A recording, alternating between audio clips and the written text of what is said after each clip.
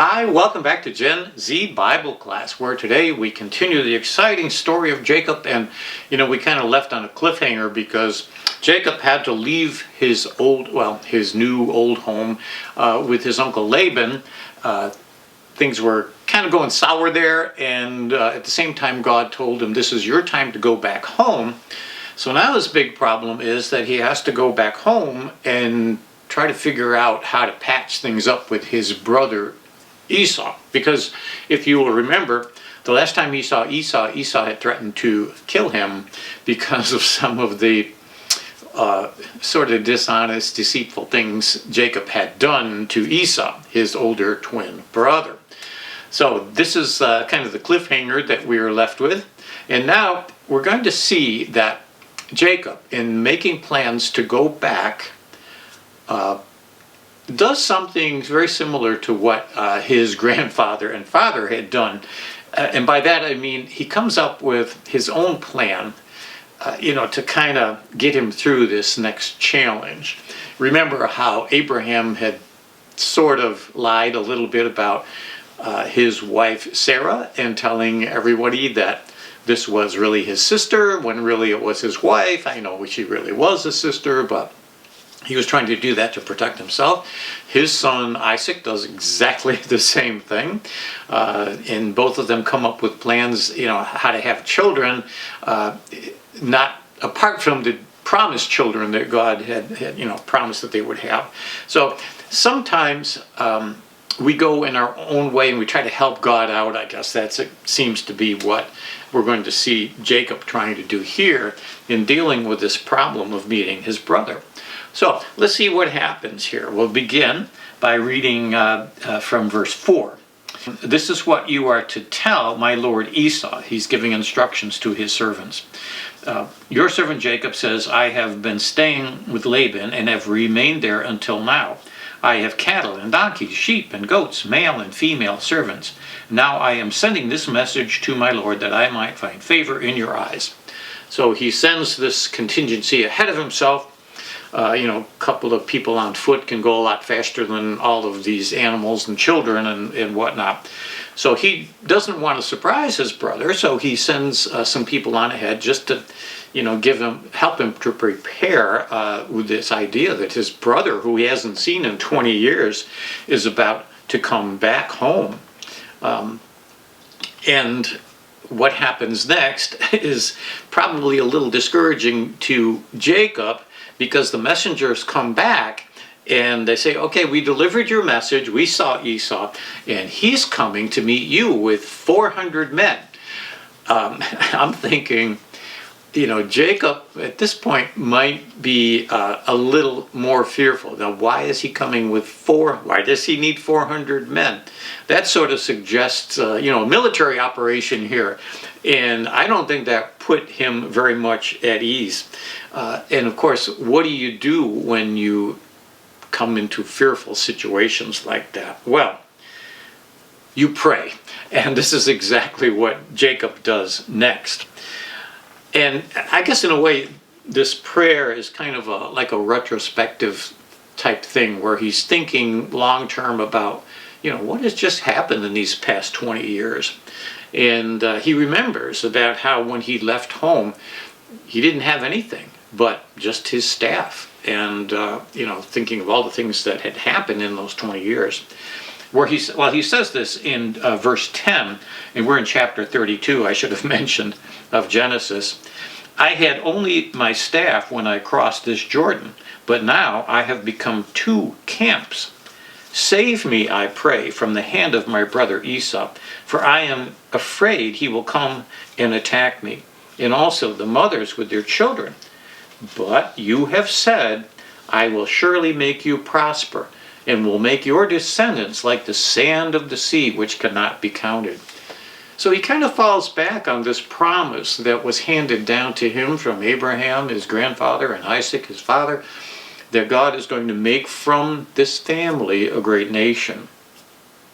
And, maybe that was the one thing that gave him the courage to go on. We do remember that God was the one who told him, now this is the time, I want you to go back. But it really kind of puts Jacob between a rock and a hard place. He didn't want to stay with Laban because things were kind of falling apart there, and he certainly didn't want to, face his brother.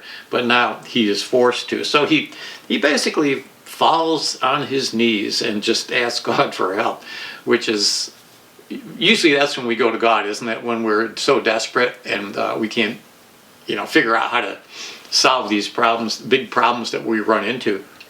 Well, he comes up with he comes up with a little more of an elaborate plan, and this is specifically what he plans on doing.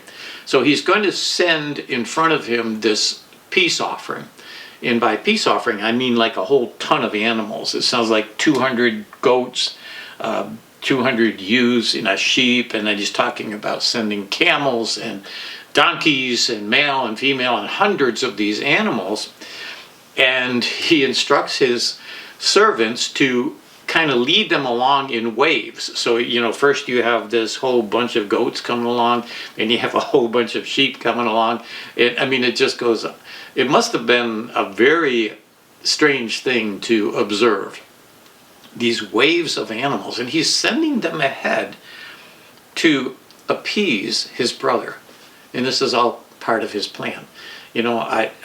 Maybe he felt guilty. I'm sure he did feel guilty about stealing all this stuff from his brother, although ironically he wasn't able to take it with him anyway. And I'm kind of thinking, well, maybe Esau wasn't doing so bad, because everything that should have been Jacob's, that was, part of his birthright, was actually, he wasn't able to take it anyway. So maybe Esau ended up with it. I'm not real sure. Anyway, this is Jacob's plan. This is what we're going to do. We're going to send all these animals ahead, and this will hopefully soften my brother's heart and maybe make up for, all these things that were going on between us. So he sends everybody ahead of him. He remains behind, and the last people that are to leave him are his 2 wives and 2 wives' servants. Remember, he ends up with these 4 women who give him, at this point, 11 sons. The littlest one hasn't been born yet.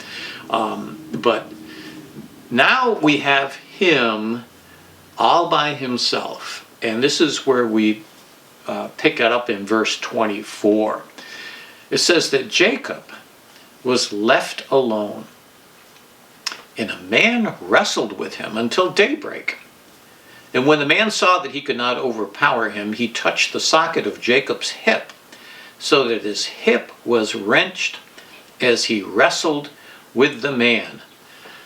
Whoa, Jacob, he's had some interesting encounters with God, and this is basically, we're going to find out one of them. Remember the first time he had just left home, and he was on his own, and he was fearful, and he lays down on this rock, and and has a dream, and he sees heaven open up. That was his first encounter with God. I think maybe the second one, or the next one that's recorded, would have been when God spoke to him and said, okay, it's time for you to pack up your bags and head back to your old home. And now here he is again. This isn't so much a dream as it's an experience, and I think it might be a little hard to understand, but I think given the context, and what is the context? It says he was left alone. And there's probably a lesson in that, the benefit of sometimes just being left alone, because it's good to take time and to just think. And certainly this is a critical time in his life.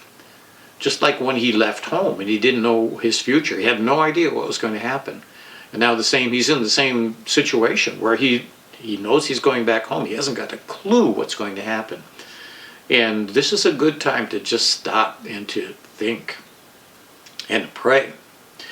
And, we're talking about principles that are part of a Christian worldview in our Christian lives, and I think this is one of them that comes into play. And this was something that was demonstrated to us by Jesus himself, because Jesus took a lot of time to spend alone with his Father, in prayer, introspection, getting direction. And this is a great lesson for us to learn.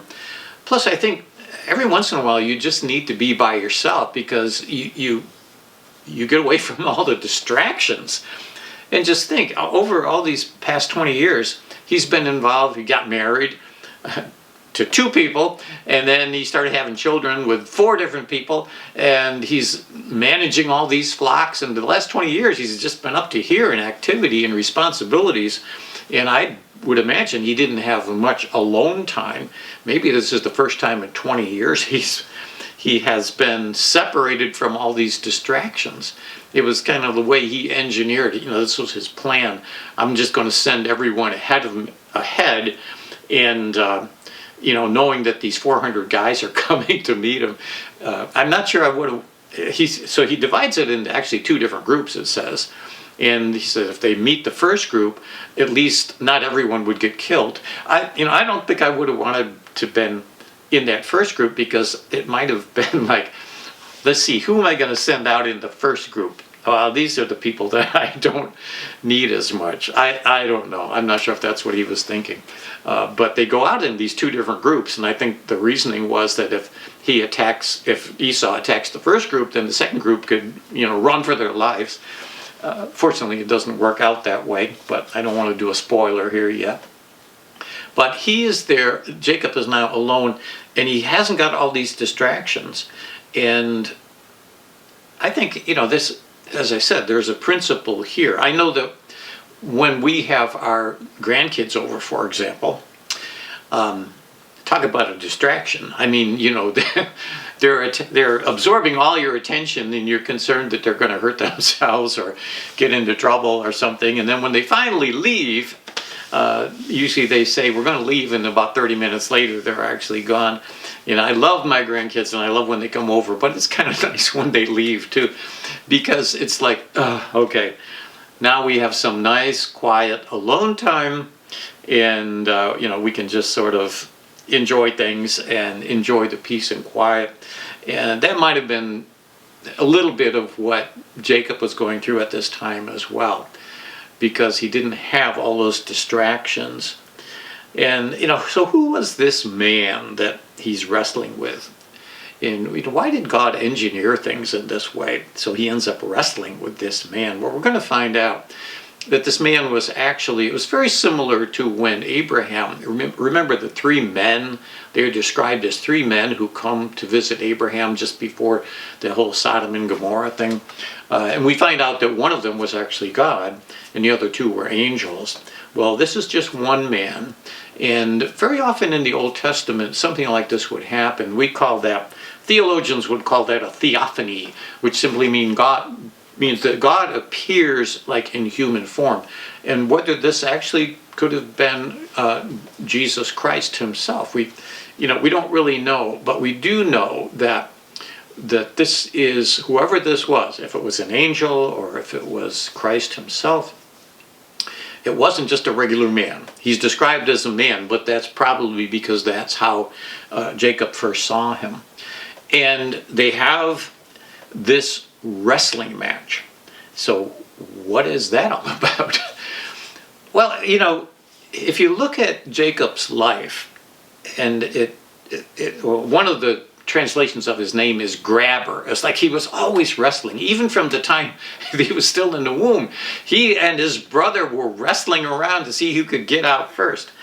And it seems like his whole life was trying to take stuff and, procure stuff. And maybe that's why this wrestling match was kind of a symbol of his life. It was like a physical representation of the struggles that he had gone through in his life. I don't know.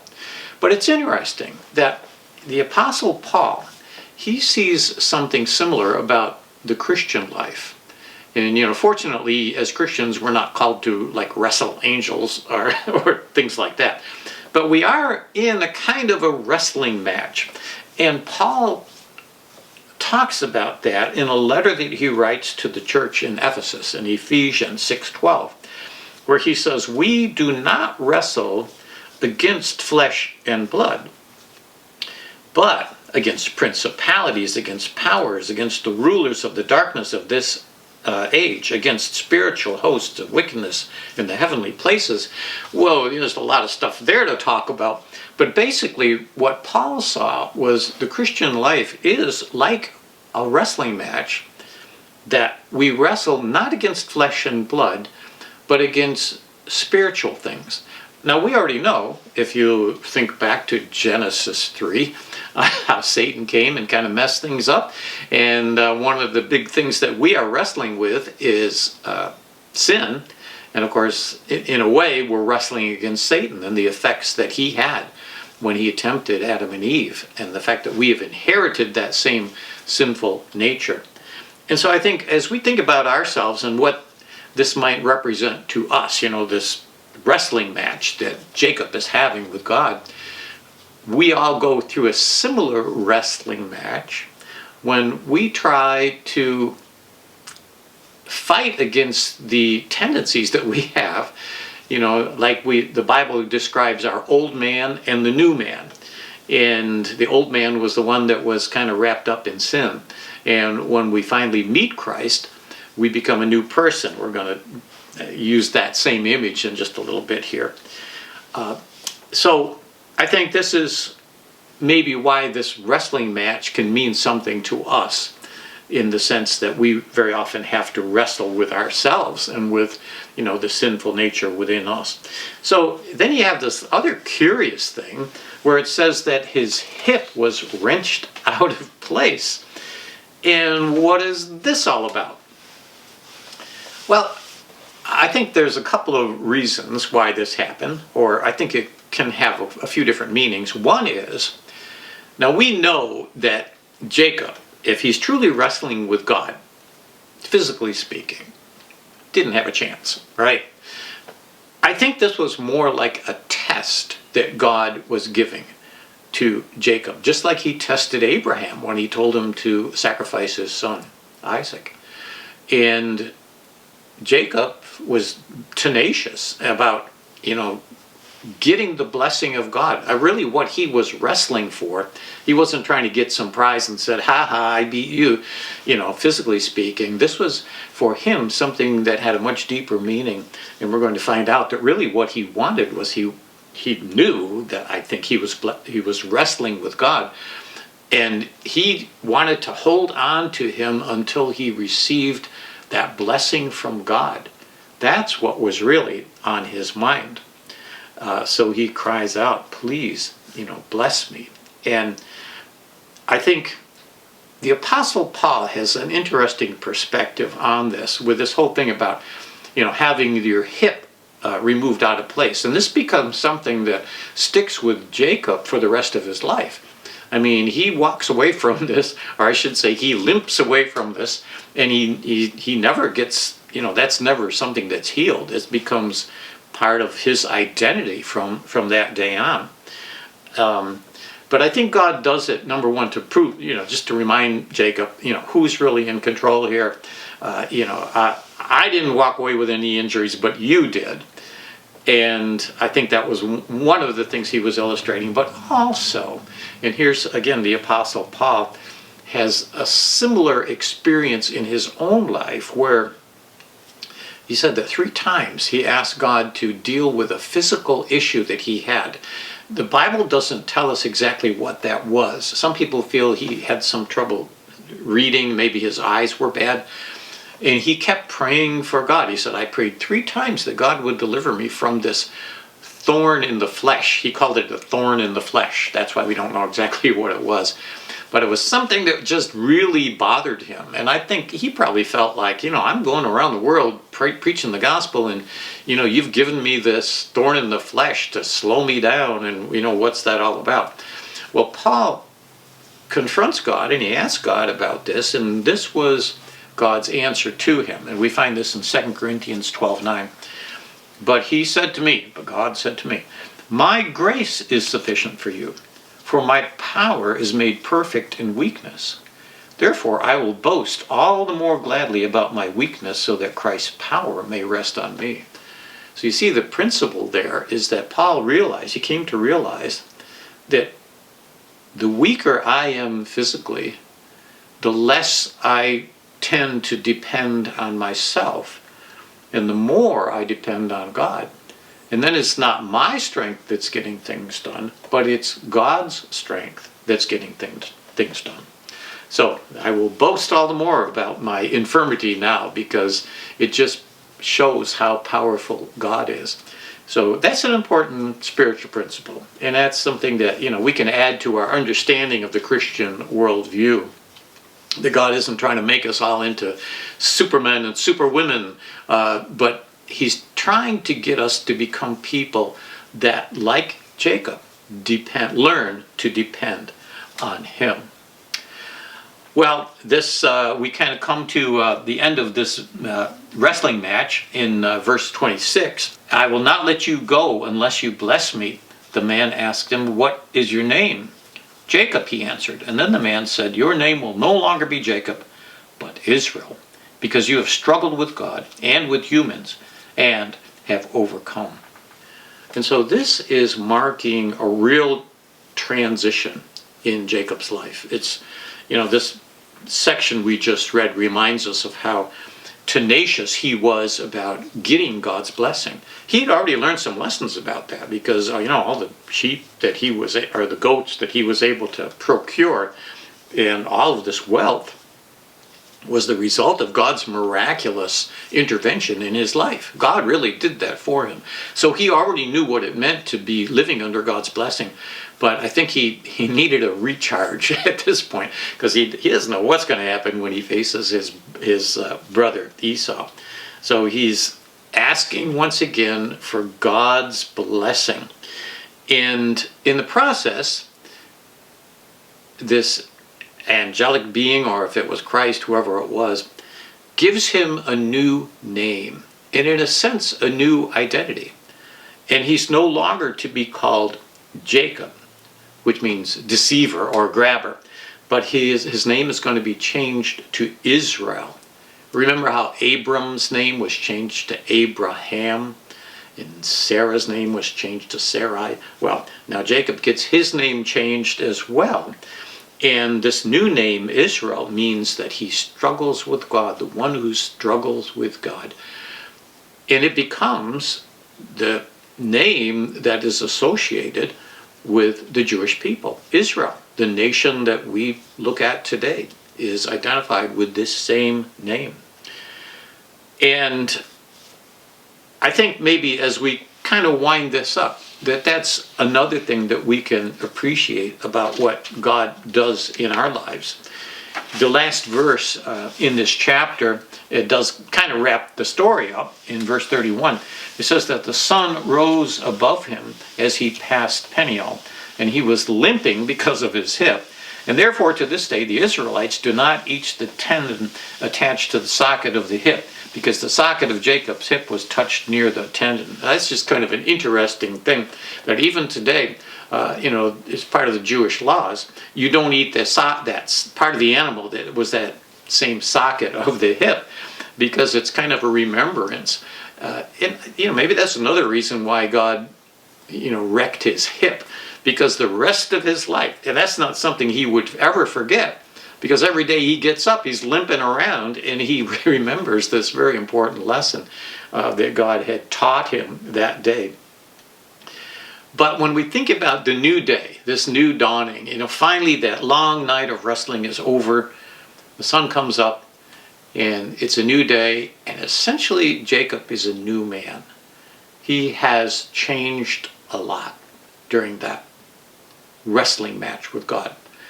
And he has received this new name and this new identity as the father of this nation.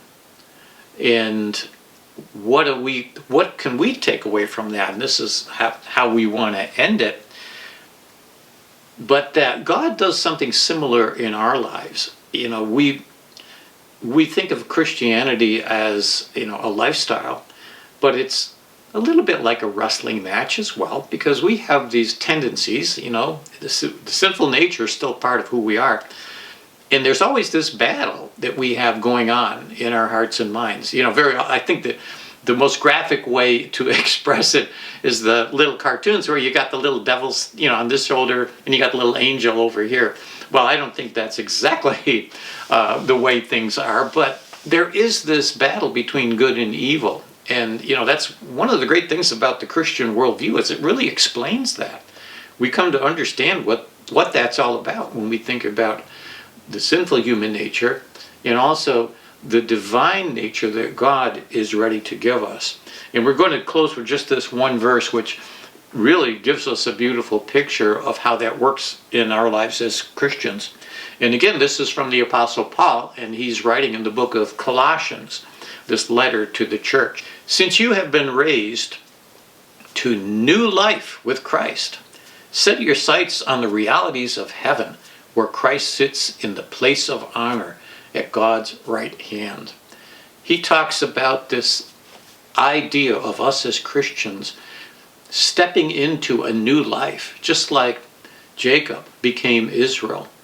And we have our old self, our own old identity before Jesus comes into our life. And we have a new life, a new identity when we accept him. Sometimes that just happens in a hugely dramatic way. Sometimes we just slowly transition into this new identity. But really the encouragement here is for us to, as it says, set your sights on things of heaven. That we have acquired this new life. We've acquired this new awareness that God loves us. That there is forgiveness for sin. And that there is a wonderful, abundant life waiting for us when we follow Christ, when we follow his leading. And just like Abraham, Isaac, Jacob, all of them were blessed greatly by their obedience to God. And yet each one of them had so much more to look forward to, actually, that they never in their lifetime would see. And the same thing is true with us as believers. We have a wonderful, peaceful relationship with God while we're walking through this world. But we also have that amazing promise of heaven to look forward to. So, yeah, there are some really important spiritual lessons in these Old Testament stories. And I'll keep saying I want them to be more than just stories about things that happened a long time ago, but I want us all to see the spiritual principles that are illustrated here. And I hope this has been a blessing to you, and I hope you'll be able to join us next time, because we're going to be actually seeing what happens when Jacob meets his brother Esau. So I hope you'll be with us next time on Gen Z Bible Class.